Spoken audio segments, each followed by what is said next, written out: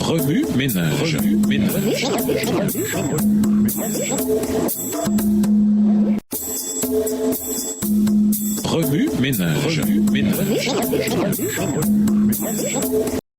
Bienvenue dans votre émission Remue ménage. Nous voilà la leçon de lundi. Interpréter l'évangile selon les non-chrétiens. L'existence réelle de Jésus est bien documentée dans des sources non bibliques. Son historicité est fortement affirmée. Premièrement, Tacite, historien romain qui a vécu en 116 après Jésus-Christ. Il a noté ceci: pour apaiser ces rumeurs qui accusaient Néron d'avoir ordonné l'incendie, il offrit d'autres coupables et fit souffrir les tortures les plus raffinées à une classe d'hommes détestés pour leur abomination et que le vulgaire appelait chrétiens. Ce nom leur vient de Christ qui, sous Tibère, fut livré au supplice par le procurateur Ponce Pilate. Extrait du livre Annales, traduit par J.L. Burnouf, écrit par Tacite, le livre 15 au chapitre 44. Deuxièmement, Pline le Jeune, gouverneur romain 112 après Jésus-Christ, a écrit à l'empereur Trajan au sujet des chrétiens, mentionnant le Christ comme celui qu'il adorait. Pline note: ils s'assemblaient à date fixe avant le lever du jour et chantaient chacun à son tour un hymne à Christ comme à un Dieu. Ils s'engageaient par serment, non à quelques crimes. Extrait de Pline le Jeune, lettre traduite par Zinaclair et Métis, lettre 96, les pages 200 à 250. Troisièmement, Suétone, historien romain ayant vécu en 121 après Jésus-Christ. Il fait référence à l'expulsion des Juifs de Rome par l'empereur Claude qui chassa de Rome les Juifs qui se soulevaient sans cesse à l'instigation de certains Chrestus. Extrait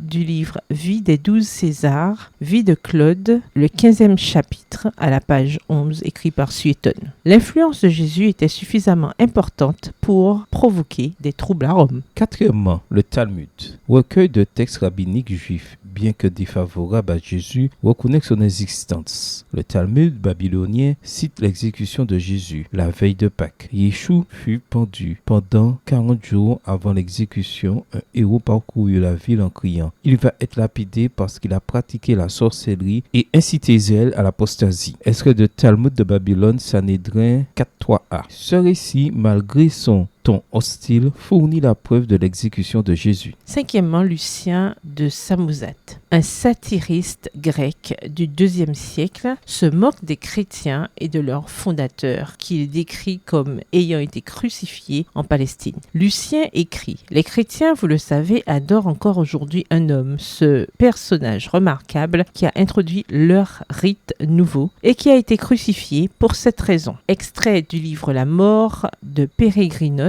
traduit par Emeline Marquis, au tome 12, aux pages 15 à 20, écrit par Lucien de Samosate. Sixièmement, Marabar Sérapion, un philosophe stoïcien 73 après Jésus-Christ, a écrit une lettre dans laquelle il mentionne quel avantage les Juifs ont-ils retiré de l'exécution de leur roi sage. Justement, après cela, le royaume fut supprimé. Extrait de la lettre de Matra, fils de Séripsion, le philosophe, traduite par Ephraim Isa Youssif, édition Lamartin 2018. Cette référence aux conséquences auxquelles les Juifs ont été confrontés peu après l'exécution de Jésus correspond aux événements décrits dans les évangiles. Septièmement, Thallus était un historien des premiers temps qui a vécu en l'an 50 après Jésus-Christ, dont les œuvres ont été citées par des historiens postérieurs tels que Julius Africanus. Thallus a tenté d'expliquer l'obscurité qui a suivi la crucifixion de Jésus par une éclipse. Julius Africanus a écrit: cette obscurité, Thallus, dans le 3e livre de son histoire, se souvient, comme il me semble sans raison, une éclipse de soleil. Extrait du livre Chronographie, chapitre 18, la première partie, écrit par Julius Africanus. Remue ménage, pour votre journal, quels détails biographiques pouvez-vous recueillir sur Jésus en vous basant strictement sur les sources non chrétiennes que nous avons citées? Écrivez tout ce que vous pouvez rassembler à partir de ces sources. Que pouvez-vous savoir des croyants et des pratiques des premiers disciples du Christ à partir de ces 7 citations? Écrivez tout ce que vous pouvez identifier. Mémorisez votre passage préféré dans Jean 14, versets 5 à 11. Écrivez-le plusieurs fois pour vous aider à le mémoriser. Au revoir. Et à demain si Dieu veut.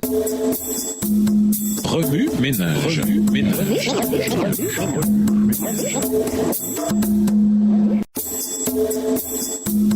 Remue-ménage.